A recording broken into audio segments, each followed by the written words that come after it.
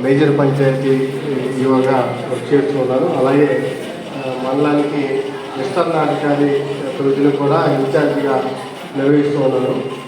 అయితే ఇక్కడ sanitation point of view వచ్చేసరికి గ్రామ పంచాయతీ పరిధిలో శానిటేషన్ మీద అనేక రకాలైనటువంటి చర్యలు, ఈ శానిటేషన్ అనేది పక్కగా తీసుకోవాలనే ఉద్దేశంతో అనేక రకాలైనటువంటి మార్పులు తీసుకురావడం జరిగింది.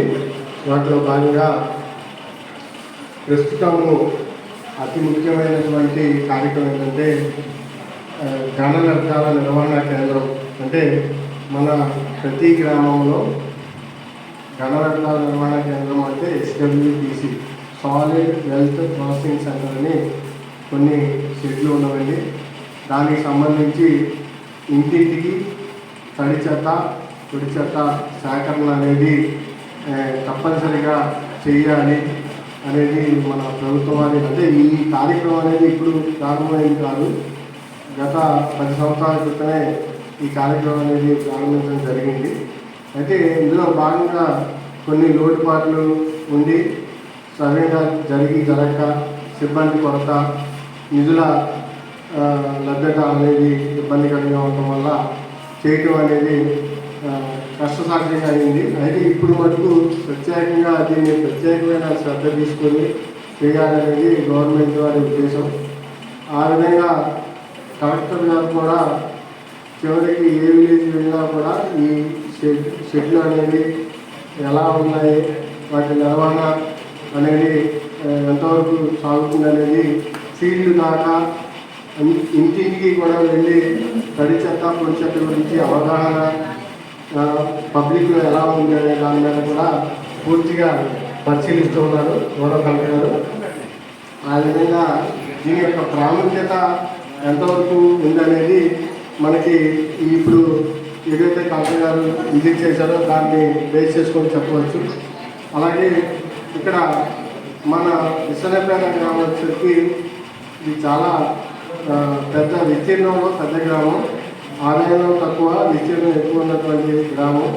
అయితే దీనికి సంబంధించి కొంత ప్రణాళిక అనేది సిద్ధం చేయడం జరిగింది. ఈ ప్రణాళిక ప్రకారం మేము గత 2 నెలలుగా ఈ షెడ్ నిర్వహణ అనేది ప్రారంభించడం జరిగింది. ఇంకొక 20 రోజుల్లో వర్మి అంటే తడి చెత్త ద్వారా వానపాముల ఎరువుని తయారు చేయడం అనేది ప్రాసెస్ నడుస్తూ ఉంది.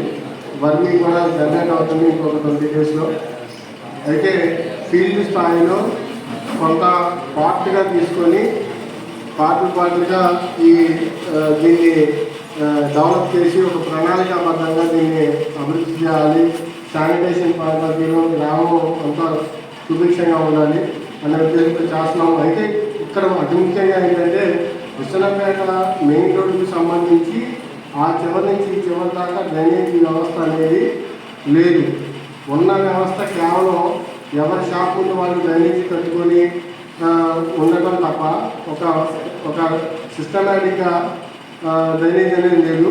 మరి ఇప్పుడు మనకి శాంక్షన్ అయినటువంటి NHC అప్ టు లేకుండా అడ్రోడ్ వరకు ఇది ఉంది. దీంట్లో మరి డ్రైనేజ్ అనేది ఇంక్లూడ్ అయ్యిందో లేదో తెలియదు, కానీ ఆ డ్రైనేజీ వ్యవస్థ అనేది కోట్లతో కూడుకున్నటువంటి పని.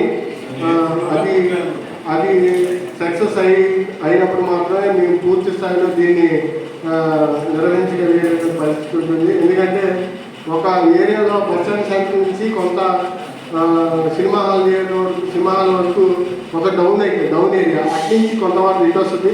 మళ్ళీ రింగ్ రోడ్ నుంచి వాటర్ అంతా మళ్ళీ అదే డౌన్కి అటు వెళ్తుంది. ఏకొండూరు రింగ్ రోడ్ నుంచి మళ్ళీ యువతలకి ముక్కలుగా ఒక సిస్టమేటిక్గా లేదు కాబట్టి వాళ్ళు కూడా సిస్టమేటిక్ లేదు కాబట్టి అది కూడా చేయాల్సిన అవసరం ఎంతైనా ఉంది. ఇది ప్రభుత్వం వాళ్ళు ప్రత్యేకంగా తీసుకోవాలి, ఆరోగ్య వల్ల సహకరించాల్సింది. కాబట్టి ఈ సభ ముఖ్యంగా ఈ విషయాన్ని నిర్ణయించుకుంటూ ఈ అవకాశం ఇచ్చినటువంటి ప్రజలకు నమస్కారం చెప్తాను.